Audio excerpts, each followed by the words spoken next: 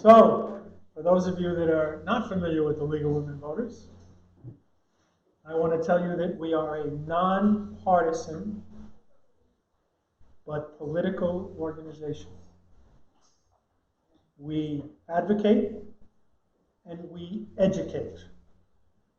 Tonight, and in the recorded versions of this presentation, we want to educate people so that they can act and advocate for the census where they live, no matter where it is, in the state of Florida.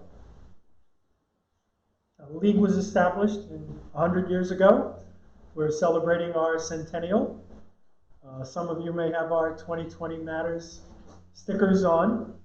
We think that 2020 Matters is, of course, also a wonderful theme for the census. In 1972, they let us in. But of course, in 1920, for the first time, we were allowed to vote with women. A major improvement. So that's who we are. We are doing this presentation in close consultation with funding from a nonprofit consortium, Florida Counts. You'll also see materials from our county. You'll also see materials from the Census Bureau itself. We'll be talking about those things. So here we are, League, Florida Counts, and the 2020 census. So hopefully, like a reasonably good teacher, we want to tell you what we're going to cover in this presentation. We're going to try to describe and define the census, talk about why it's important.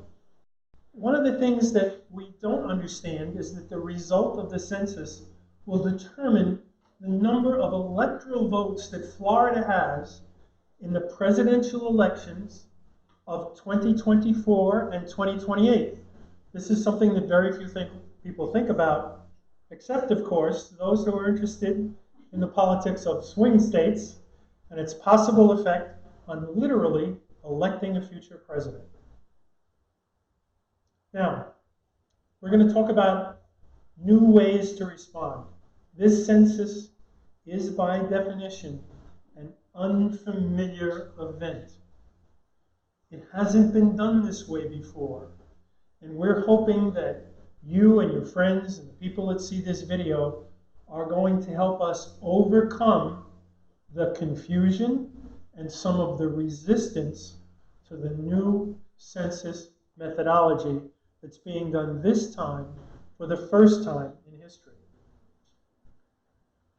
We want to try and, with your help, think about the questions that need to be asked and answered relative to the census. I would want to tell you right now that I would like anybody to interrupt this presentation at any time with a question. And we have a ringer in the room. If it exceeds my knowledge base, there's somebody from the census sitting behind you. And we may call upon him, as we would call upon a jurist, to adjudicate something I said or a question that you have. So, Census Sandy, or I don't know if you want to raise your hand, he's our buddy, and he has helped us produce a lot of what you're going to see and talk about. We want to stress privacy and confidentiality. It's a great, big, difficult issue in this census. It's right up front in the minds of everybody that's going to think about and respond to the census. But above all, as you can tell from your packets, we want to talk about what you can do. We want you to leave this event, and I want you to be thinking about at least 5 other people or better organizations that you can share this information with in the run-up to the census and the run-up until April 1st. So, what's the census? According to the Constitution, it's a count of the entire U.S. population. There's a lot of confusion about whether or not it's a count of citizens. It's not, it's never been. That's not what the documents say.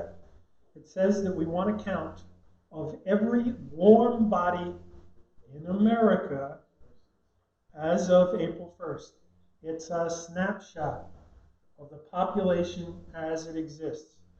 And it's a snapshot that's going to be the basis of 10 years worth of decisions and financial flows and public budgets and private budgets across America. It's the largest peacetime mobilization in America. There's nothing bigger than this. It's like going to war. It involves hundreds of thousands of people, billions of dollars, and guess what? Uncle Sam wants you. We want you, as a result of this event, to go out and help us find and communicate the fact that everybody must constitutionally and legally respond to the census in spite of their concerns, in spite of their worries, which in many cases are going to be perfectly legitimate. Now, there's going to be confusion surrounding this. One of the first things I want to tell you that we've discovered is that every year there's a small sample of the population is asked to fill out a long-form census. It's the American Community Annual Survey. It takes a small slice of the population. But we've already discovered that people who have answered the American Community Survey think that they've answered the census for 2020, and they haven't. So when you run into people who said, no, I already answered, it's not true. There's going to be confusion about that. There's also going to be confusion about people who have gotten false censuses from not nice persons who are trying to get information from them. So anytime somebody tells you that they've answered the census before March 12th, which is the first date you can possibly do it, tell them no. This census starts on March 12th, and it'll probably go well into the summer before everything I described happens. Now, there's a lot of numbers flying around the census. The county where we live here in Palm Beach County is using one set of numbers. A lot of organizations are using different sets of numbers. I want to talk about numbers that we definitely know, numbers that we kind of know, and numbers that we think we're going to know for the 2020s. So right now, the latest number we have from the university study that we are using as the league, I'm not talking for any other organization, the latest study of the money that came into Florida, including things like tax breaks, but not every penny, was about $44 billion in 2016. Now, that money breaks down to about $2,100 per person per year. But that was 4 years ago. And it was done off a much lower base of billions of federal dollars. The latest base of census-affected dollars is, in fact, $1.5 trillion, according to George Washington University. Now, we think that, very conservatively talking, in the 2020s, that will amount to somewhere between $2,500 and $3,000 per person counted. So if you're counted, that's the amount of money that'll come in because you got counted, right? But if you're not counted, that's the amount of money that's not going to come in the 2020s. Think about it. It's a $5,000 swing between being counted and not. And we're going to talk about it a little bit more about some of the people that we're concerned about. Now, this money is absolutely entwined into the budgeting system of all the public sector in the United States. In Florida, federal money coming in, some of which is being passed through to your jurisdictions, where the city or the county that you live in, is about 1/3 of the state budget in any annual year. So think about it. The census count numbers are going to drive 1/3 of the state and a great deal of local budgets. That's a whole lot of power and influence and money. The census really needs to be thought about as a big competition. It's a competition for political power and money between the states. The states that get a good count are going to get more money, and they're going to get more Congress people, and they're going to get more electoral votes. The states that do a bad count are going to lose out. Unfortunately, it's also true to a degree we can't explain to you now within the state. So if a region of the state has a poor count for whatever reason, they're going to be less competitive than the other regions which get a very good, a very strong count in 2020. So it's competition within and beyond the boundaries of Florida. It's a real game for real money and real power, and it's up to us to win it for Florida and for the communities in which we live.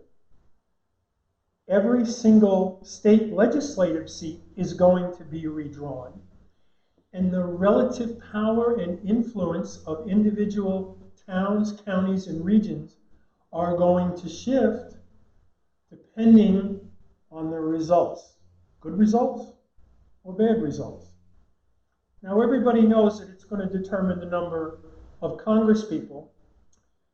There's a lot of, I think, unfortunately, false confidence among the general public and definitely among some elected officials. They know that Florida has been growing. They've been getting these estimates that 1,000 people are moving into Florida every day, and they think they know where a lot of them are going. But you know, it doesn't make any difference. If 1,000 people are coming in every day, but we don't count them because of the type of people they are or when they arrive, it doesn't count. So there's a real danger of being confident that we're going to get another 2 seats and everything's going to be fine and we're going to get more money. No, it depends on the actual count, what the result in power and money is going to be. Within those funds, the big bulk of those funds go to hospitals and schools. In terms of federal money flowing, half of the federal funds coming into the states are generally health related, especially around Medicaid. That's usually half of that funding flow. So any healthcare provider, any healthcare institution has a special stake. And when you're thinking about who to talk to healthcare providers about the importance of the census and in their supporting and participating in the census as institutions and as individual providers. Schools are another very critical money flow, a very big money flow. And this gets, again, back into some populations we're going to talk about. A lot of people have no clue that emergency services are tied to the census numbers. But the new director of emergency services in Florida, who's responsible for things we really care about, like hurricane planning, where to pre-position the things that are going to be needed in case there is a hurricane disaster, he's going to use the census numbers to figure out how to prepare for those coming events in the 2020s. He, on the day he took office, I understood he was looking for census numbers to begin to figure out how to organize the work of emergency services in Florida. And there's lots of other things that are important to us. You know, where the rubber hits the road, definitely going to be affected. You'd be amazed at how federal money is honeycombed into things that you think are completely local infrastructure projects. Well, that's not the way it really works. Governments do everything they can to match those federal dollars into whatever plan it's going to be, even when it's masked. You haven't heard any governor or any legislator really stand up and tell you, oh yeah, a third of the money we're going to give you came from Washington. You haven't heard that message. Generally speaking, it's masked. It's all coming from Tallahassee. And that's true in most of the cases. Now, a thing that, again, doesn't get talked about is that business is also very reliant on the census. Now, when we talk to business groups, there's no problem at all getting their attention. They understand that whatever level they're at, whether they're headquarters or a regional office or a local business, they know that these numbers are going to drive investment and jobs. Location decisions, where's the next Publix going to go? Where's that regional headquarters going to go? What about that distribution center for Amazon Prime? Where should that go based on the census numbers? And again, it can go in both directions. Suppose you think that this area has a declining population. What's that going to do to private judgments about money and jobs? Housing, where to put health facilities, a very big issue. When I listen to the people doing business development, they're always talking about how they're going to attract this kind of business or that kind of business and what their strategy is to get that kind of business, whether it's a warehouse or maybe a regional insurance center that's going to handle a lot of administrative work, for example, or maybe it's just an area where they want to put a lot of heavy-duty equipment for the projects that they're going to be running in the coming years. Factories can be very much impacted by this. So we have no idea just how much the census is going to impact the private sector and the development or lack of development in our communities. But we know it's going to happen. And that's another reason why business understands that the census is important and why so many of them are partnering with the census, with Sandy's help. Starting on March 12th and for a couple of days, every known address where you live is going to get an official letter from the federal government. It's going to be an invitation. It's going to have a key code, like a PIN code, a very, very important set of numbers and letters, I think, that's going to be critical to identifying that address and getting the right response. So maybe in my neighborhood, we're going to wake up, we're going to go about our business, we come home and open the mailbox, maybe we've got an invitation to the census. On March 12th, if it's in my mailbox, I will be in a position, and frankly, I will respond to the census. I will go online. I will tell them how many people are going to be in my house on April 1st. I know perfectly well how many people are going to be in my house on April 1st. And I'm going to get that into the database where it's going to be buried for the purposes of privacy and legality. I want my numbers in first. I want them in fast. And I don't want anything else happen. Now, one of the things I'm going to do to prepare for that entry, I'm going to use some of the information we're handing out tonight, the questionnaire. I'm going to know the questions that are going to be asked. I'm going to make a list for my house of those questions. And I'm going to be ready to make those entries. And I'm going to be going at it so that there'll be no opportunity for the program to shut down because I went and had a cup of coffee. To make the program work, you must put in a keystroke at least every 15 minutes.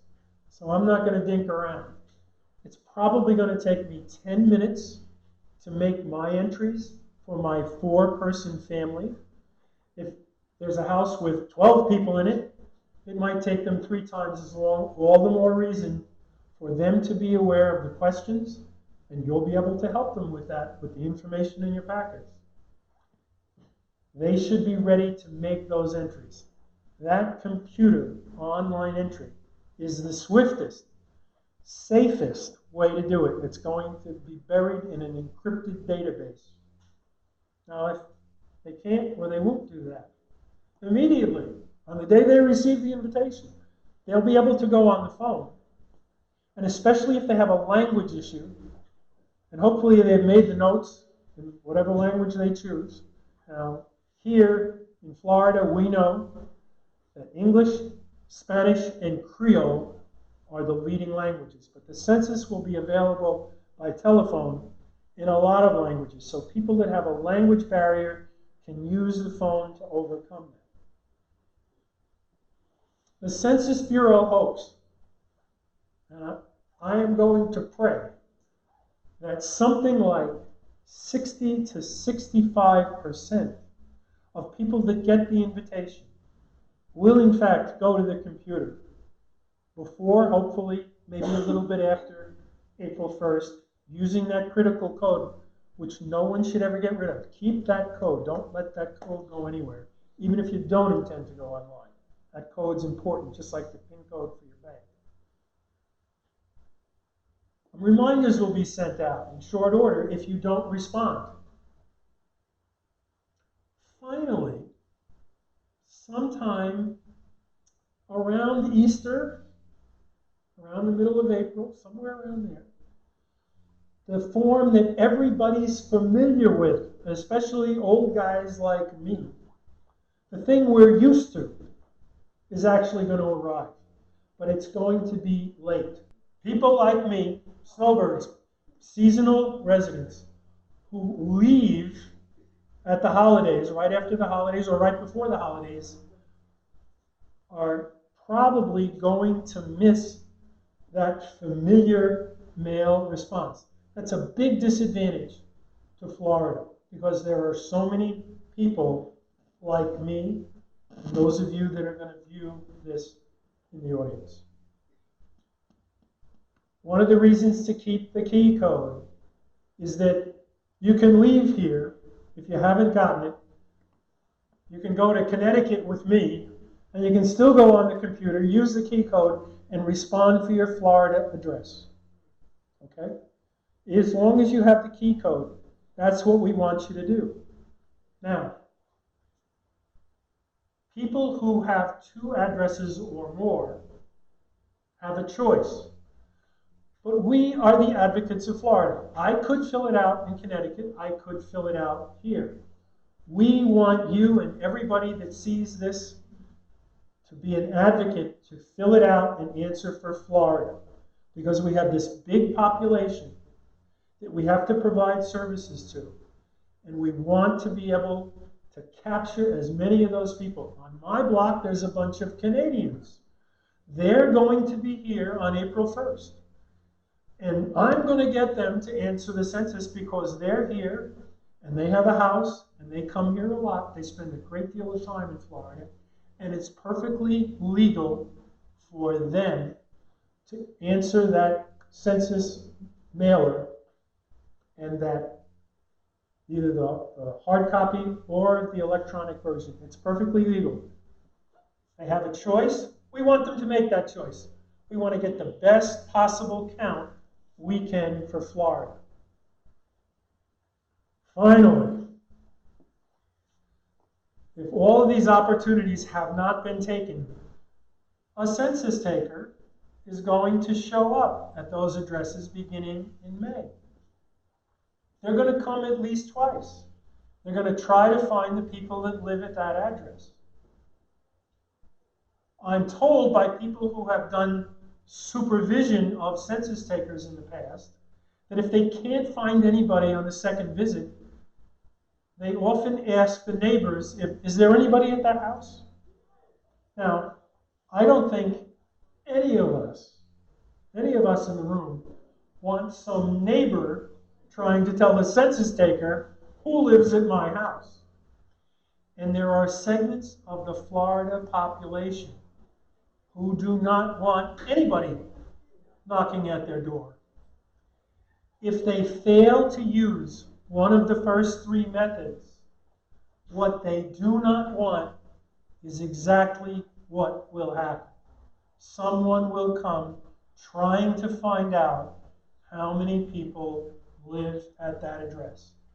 Our advice to them, go online. Haven't got a computer?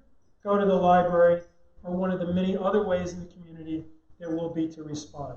There'll be computers at your apartment house.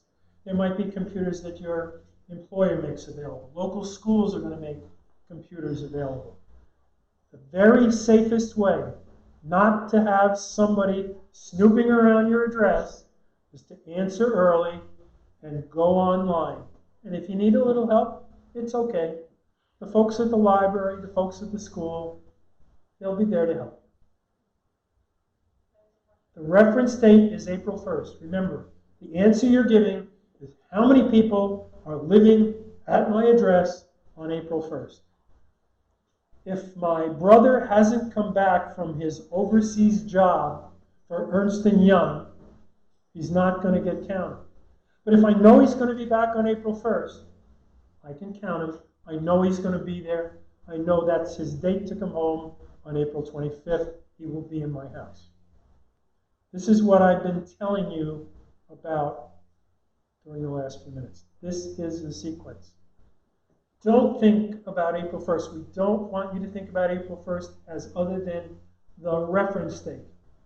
We want you to start responding. Everybody that can respond online or by telephone as soon as you get that invitation. Sooner, the better, the safer, the more private it's going to be. Keep that code.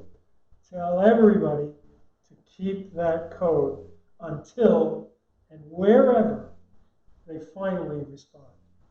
It's very straightforward. This is what they want, and you can see the document in your packet. These are the questions, all right? It's straightforward. Do you rent? Do you own? What's your date of birth? What's your name? The question has come up from some elected officials in the last few days. Well, what happens if I answer the census here and I go up to Connecticut and answer it again? If you put in the identical entry in two places, or you put in a phony entry, I put in my Italian name instead of my English name and a different birthday so I can get counted in both places, the computer will find me and it'll kick it back. It will know that I didn't tell the truth. And because you will have sent your phone number, you'll get a call. We know you can't be in two places. You must be counted in the place where you were, where you choose to be where you choose to be counted on April 1st. Hopefully, it'll take you and most people 10 minutes or a little bit more, especially if you've done your homework and you're ready to answer those questions, the questions that you have in the material you're getting. There's a tremendous amount of confusion about citizenship. There have even been recent things in the paper that have raised new concerns about whether or not the federal government is trying to find out your citizenship. Okay? No, they're not. The Supreme Court said, sorry, Charlie, you cannot use the citizenship question. But it doesn't make any difference. The fear is out there in a lot of communities of immigrants, especially in Hispanic and Haitian communities. All right? The fact is, it's not there. You want to be safe, you want to be secure, you don't want to knock at the door, go to the computer, answer the questions, get behind the encryption wall, it'll be okay. The information isn't going to the Homeowners Association, and it's not going to the city. It's going to the census, and it's going to be buried for 72 years. Answer the census. Don't worry about that. If one of the people doing the census tries to tamper with this, they face jail and a huge fine. It will not be worth it for them to say that I actually had 7 people living in my house when only 6 were allowed. They'll never know because I'm going online and I'm getting in first. Nothing about immigration status. Again, I've been told that 26% of our county are people with immigrant standing, right? They come from many different places. And when I say immigrant, this thing gets immediately conflated up to, oh, they just arrived and they're illegal. No. America is full of perfectly legal immigrants. A lot of them are working at Mar-a-Lago. It's okay. There are many, many legal immigrants, but that's not the issue. We have to understand that simplistic ideas are things we have to resist as people who are knowledgeable about the census. Don't make immigrant mean illegal. It's simply not true. That's the way you have to think about this. It's more complex than this caricature that is in the media and in the political discourse. Please be aware of fraud. It's already happening. Be alert. Use these things we talked about. What you're going to get in the mail is not a PIN code. It's like it, but it's really a key code. That's the word. Hold on to your key code. It's unique to that address. There already are false census questions out there. I'm sorry, it's the digital age. There's a lot of bad actors. Anybody who tells you they're from the census on a phone call, I got something in the mail the other day. Boy, did it look official. It looked like it was from my bank. It wasn't. And anybody that wants your Social Security money, any communication you get, digital or otherwise, it claims to be from the census, wants a donation, forget it, that's fraud. Asks for PIN codes like your key codes, that's an immediate flag, all right? Never sends a request on behalf of a political party, which unfortunately in several states has already happened. It has nothing to do with political party. The penalties, I believe, are $250,000 in fines, and I think you can go to prison for 5 years if anybody working for or knowledgeable about the census data were to reveal it to anybody. They have committed a federal crime. It's not worth it. It's simply not worth it. So you've got to be on guard, knowing that you want to be behind that encrypted database for 72 years. This is really, really a place to focus. When I went to Tallahassee and I started talking to the people in our legislators' offices, and I sat down with the chief of staff or whoever in the office, I said, well, here's what's going to happen. The census is going to start. It's going to be electronic, and they want you to respond by computer starting on March 12th. And generally speaking, I got a gasp. Wait a minute. The seniors in my district aren't going to do that. They're going to step back. They're going to say, oh, wait a minute. I'm going to get hacked. I'm not going to do this. It's not familiar to me. I don't like computers. I only want to do that paper form. So this is an honest-to-God response from knowledgeable, civically involved Floridians. They know that seniors are a serious problem. Almost nobody thinks about young children not getting counted. But this is a historic undercount for reasons nobody understands. Parents keep filling out and responding to the census, and they don't count the younger children, especially the children that are not yet in school. But hey, remember the money we talked about? Those kids are going to be in that school in 2 or 3 years. The question is, will the funding be there to pay for them or not? Will the money for your kids have to be shared for the kids with the kids who were not reported? Very, very important. So you have to think about how are we going to remind parents. We're going to talk about this in a minute to be sure. But the Census Bureau knows that those mobile renters are really hard to count. They're hard to get registered to vote, which of course the league cares about very much. Anytime you move, you create some digital or statistical confusion, and that's why they're a target group. and why we want you and your friends to approach apartment buildings, rental units, to alert those people to respond to the census where they are going to be on April 1st. Hispanic is determined by the person answering the question. It's a personal decision to identify yourself as Hispanic. So my wife's real name is Torres, but she's using my name. She's going to tell me how she wants to be listed. That'll be the end of the subject. From my own perspective, having worked for the federal and state governments many years, I know that there's a lot of people in the Hispanic community who want that data. It's a matter of expressing their presence and, frankly, their political force. It helps make them important. Any minority that enters that information in here, it shows them as a political force within the place where it was entered. It's something they prefer. Non-English speakers. I understand that we have a whole community of Finnish people that show up every winter. And a lot of them, they're in an enclave not too far from here. I didn't know there was a Finnish festival until last year. But they're a good example of people who are an enclave. They're a winter enclave. We want them counted. We want materials and people to go to the Finnish festival and remind them with using their neighborhood leaders and their friends in their own associations to please answer the census. Please do it. We'd like you to be counted. We know you're coming back.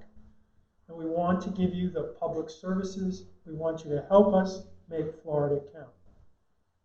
Talked about people like me. Now, the disabled are always an issue. For those of you that have done door-to-door canvassing of any type, sometimes it's very difficult for that person in the wheelchair to answer the knock on the door, to be found. Maybe they have a sight problem and they need help answering. Maybe they're your 94-year-old mother and they need help entering this information, and you have to do it for them, okay? There's a lot of people with different kinds of disabilities. A lot of them are hard to count. We want everyone we can count. Low-income people who are also more mobile and who worry about the government and who have an awful lot of problems, and the census doesn't look like one of them. Those people need to be sought out. Now, within that population is obviously who? Who's in the low-income population? The really low-income population. The homeless. So there are a lot of specialized efforts that will be underway, especially in municipalities, to try and track and find and count the homeless, get responses done for the homeless. So don't leave the homeless out of your thinking. Don't leave the poor out of your thinking. In any given year, 4,000 children in the Palm Beach County schools are living in cars. We want those kids counted. They're in school. They deserve to be known. They deserve to be counted. They deserve not to live in those cars. And they certainly deserve to have some funding coming in to help them in school. Please. It's different in different places. There are special censuses. I can't get into all the areas, but I want you to think about when you talk to an elected official, which I'd like you to do. Those are some of the people we'd like you to talk to. As active citizens, nobody in this room is an inactive citizen. Everybody's here because you care about civic engagement. You talk to elected officials. You should be an emissary asking your elected officials how they're personally getting involved. Elected officials are a very important audience for the census. They know the people in their district very well. They know who's there. They know who votes for them. They're experts on the population of their district, no matter who they are. We want you to talk to elected officials. Unfortunately, the number of people that distrust government is rising quickly. It's part of the polarization that's going on. Again, we have to overcome their resistance to relating to the government at all. They're out there. I spoke to one today. Really didn't want to have the government know anything about him. But what's going to happen to him is There's going to be a knock at his door. The government is going to be looking for it. And again, rural residents. Now, in a lot of areas of Florida are in fact pretty rural, and they are hard to count. They're hard to reach. Special efforts have to be made in rural areas, especially by the elected officials there. I guess there's, maybe with the exception of Dade, maybe every county in Florida has rural residents. We have to think about them, not cross them off. If you're a short-term resident that had a hip operation and you're in 30-day rehab, it's a temporary situation. You're in an institution, but you've got to be counted at home. But you're in a nursing home or you're in assisted living. That's your permanent address. Those people have to be reported by the administrators of those institutions. If you're in a college dormitory, the college dormitory is responsible to report you. If you're in a private school dormitory, you have to be counted at home. If you're like I used to be, if you're overseas on a government assignment, your agency makes arrangements to count you as overseas assigned, whether you're military or civilian. If you're in private business like my brother and you're overseas, you don't belong. If you're a college student like my nephew and you're on your semester abroad in Ireland, you don't count. You're not in the snapshot of who's residing in America on April 1st. You get into a lot of questions here, but just understand that if you're institutionalized in a prison, in a health facility, and it's long-term, that's administratively taken care of. You don't have to get into all the weeds. There's actually 6 pages of guidance about this. It gets kind of complicated. I've given you the main things you need to know. Why are we telling you all this? Because we want you to help. We want you to partner in an informal and an individual way, or if you're a part of a big organization like the League of Women Voters, we want you to partner officially. We want everybody who sees this to personally become a citizen ambassador for the census. We do not want you to leave here and do nothing. We want you to go home, as the material in your packets shows. We want you to alert people you know, whether they're in your family, the Canadians across the street, people who are waiting with you for your children to come out of school, folks who are coming to the annual town festival that Del Rey has every winter. I don't care who they are. Wherever you're relating to people, we want you to personally remind them, that's the word, we want to remind them that they have a duty and a legal, constitutional responsibility to answer the census. We want you to be the carriers of this information as individuals, and we want you to do it also in the organizational settings where you live. You're a church. We want you to do it in your association where you live. Pretty much everybody in Florida is in a residence association or in an apartment house, or they belong to a club. We're all organized in some way.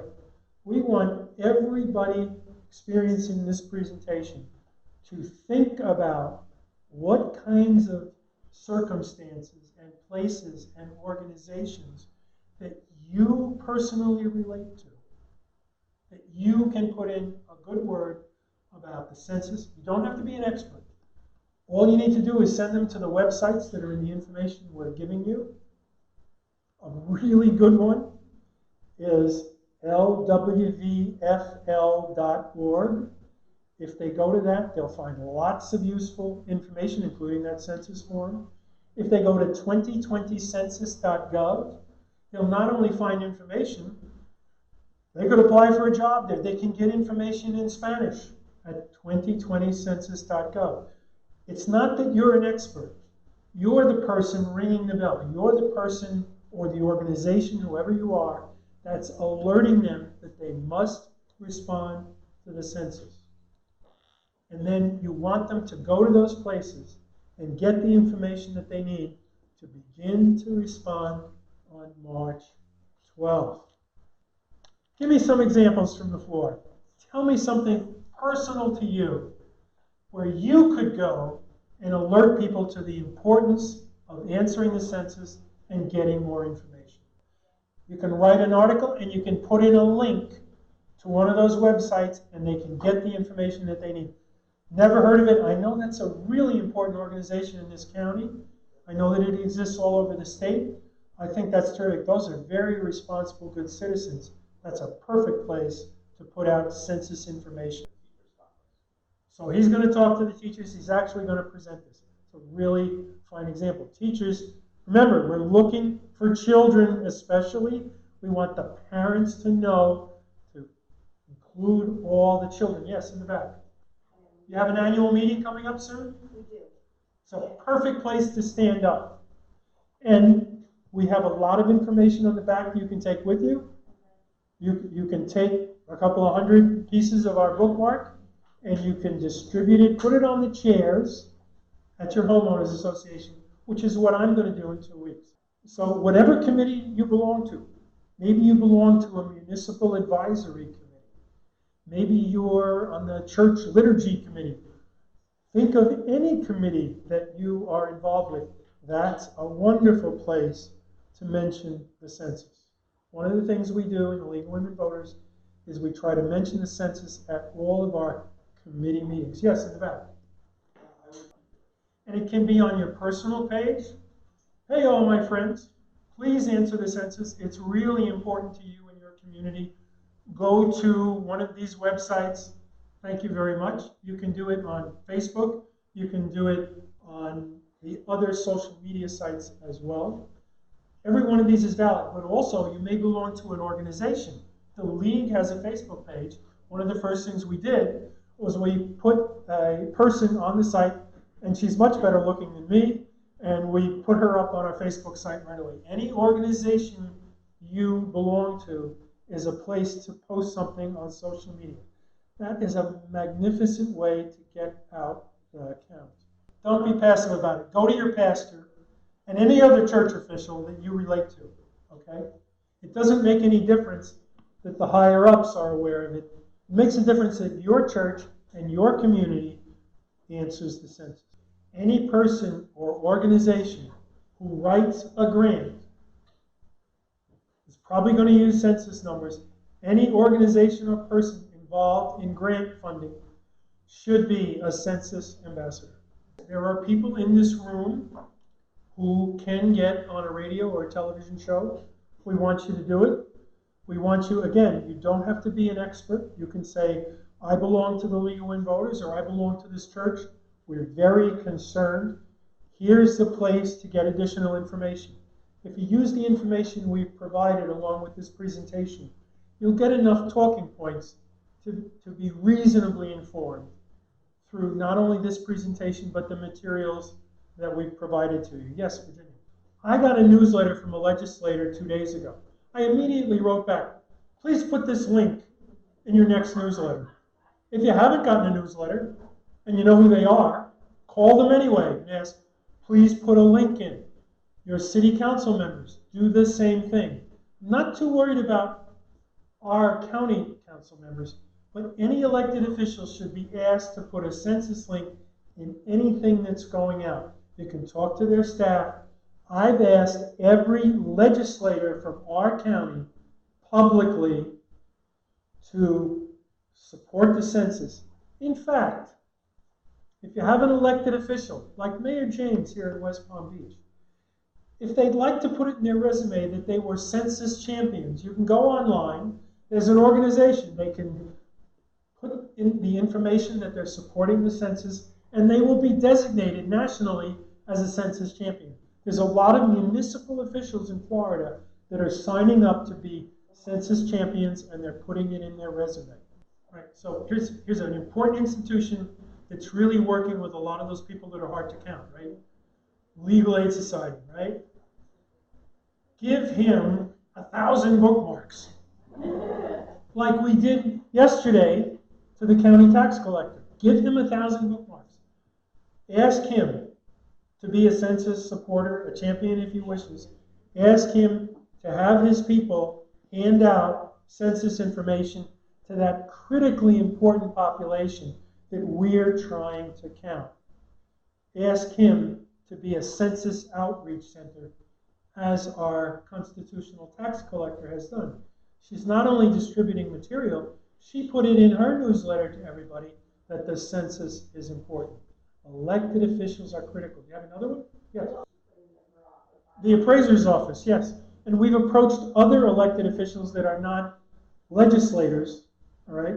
But every elected official, every city manager can help. Immigrant detention centers, that's one I haven't been asked. I've got to assume that because they're permanently there and they're an institution, that they will be required to answer on who's at that location as of April 1st. It fits the institutional requirement. Sandy's saying yes, so I think that's a good answer. The printer that put together all this stuff, I'm going to get the last delivery for him tomorrow, but I'm going to say, now you've got to put a bunch of these here. People are coming in. If people want more, you know how you can print them. There's tons of small businesses. My grandson is in after-school science, right? I want census information. Down the street from me, there's a for-profit child care center. They promised me that starting March 1st, they will put information out for every parent coming in to pick up their children at the child care center. The possibilities are endless. It's up to you. You know your community. You know who you deal with. Playgrounds. Where I live, there's a playground absolutely chock full of Hispanic kids late in the afternoon on weekends, and there's a lot of parents around.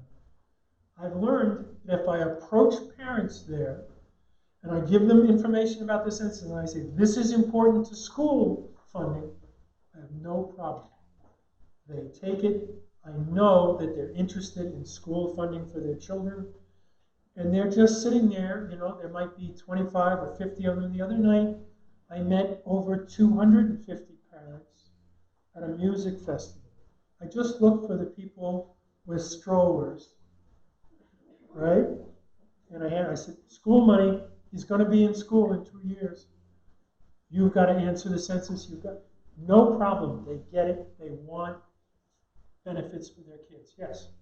Two kinds of big business, right? The national guys, McDonald's, okay, they're going to be handled, the national census effort is going to be coming this way at them. But suppose they're a regional or a local business, and they might be big. They might have a couple hundred employees. Those are ones we have to get. That's why we've been talking to chambers of commerce. That's why we've been talking to business development types. We have been trying to inform the business community, and we've gotten some interesting answers. One of them has offered to put one of us on television to talk to all their employees. Think about any employer as a trusted voice. If your boss says to you that he wants you to answer the census, the likelihood that you're going to answer the census is going to go way up. Just as if your pastor tells you, or anybody else that you really trust, you know, the head of the League of Women Voters, somebody you trust, all right? Anybody in your community, the head of the Hispanic Civic Association in your district, the head of the NAACP in your county, the head of different organizations that you know are respected by their members. Those are all people you want to talk to. Again, you don't have to be an expert. Please put this in the newsletter. Please mention it from the pulpit. Please bring it up with your employees. It's going to have an effect on your business and the future economy that you are interested in. Knights of Columbus. That's a good one. Nobody mentioned it yet, but it's a good one. They're nicely organized. You can talk to them on a regional or a local basis. And they have headquarters where you can go and you can leave materials. Okay, any private school that's engaged in any kind of development. We went to the Children's Home Society last week, and we talked to all their top people that are actually working with folks who have family problems. We provided them with information for them to take back and to refer people to the census.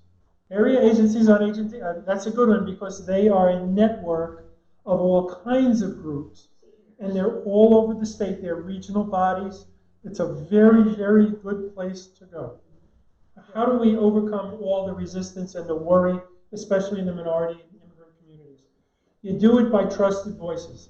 If I walk into a heavily minority or immigrant area and I say, please, here's my handout, answer the census, you've got to talk to the community leaders, help them with information so that they can be the people that hand it out. And again, who were the other trusted voices? Clergymen, employers, elected officials. That's how you overcome resistance. If the mayor says to you that this is important, there's a greater likelihood that the people politically connected who support the mayor will want to answer the census because he said it was important, or my pastor said it was important. The libraries are way ahead of everybody else. Just like with the League of Women Voters, the libraries have a national campaign, and they are ready, nationally, regionally, and locally here in your county.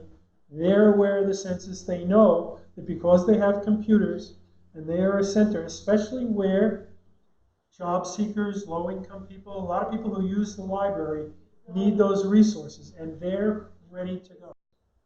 This presentation is going to be mounted on the website and available to every League of Women Voters chapter everywhere in the state of Florida. So they can use it either as just a video presentation, or they can have some materials printed up to distribute, which is the right way to do it. Go to that Gmail address, lwvpbccensus@gmail. It's all lowercase. It's on a lot of your documents. Anybody from Florida can go there, ask the question, and we will refer them to more information. But look, think about who he's got in those rehab centers. He's got people that are supposed to be counted at home, but they're the disabled. They may very well not be home while they're in rehab. That's a perfect place to go. It's a regional, small business with a big effect on a population we're really trying to reach. There's two websites I want you to use, right? 2020census.gov. Anybody within the sound of my voice, 2020census.gov. It's the North Star of this thing. lwvfl.org/census, courtesy of Karen Wilkerson, who's in this room, is full of really useful census information. And the Gmail address, lwvpbccensus@gmail.com. You can ask a question. You've been a wonderful audience. You've come up with really good ideas. But every one of you has in your packet a request to take the pledge. I want you to fill that out. I want you to put your name, your email address, and I want you to promise us and hand it in at the desk that you're going to contact at least 5 people or organizations, and you're going to report to us whenever you want. Every 2 weeks, you can send that information into that Gmail. But I want you to take the pledge tonight that you're going to talk to at least 5 people or organizations. There are people in this room that have already talked to 25 or 30. But this is what we want you to do. We don't want you to get this information and leave. We want you to take the pledge. The census is easy. It's as safe as it can get. And boy, is it important. We think we can reach 3,000 or more people by having League members throughout the state of Florida take the pledge and repeat this in their communities and their organizations. I want to take this moment to thank the 350 people who are watching this on live stream on the internet. Thank you so much. We all appreciate you.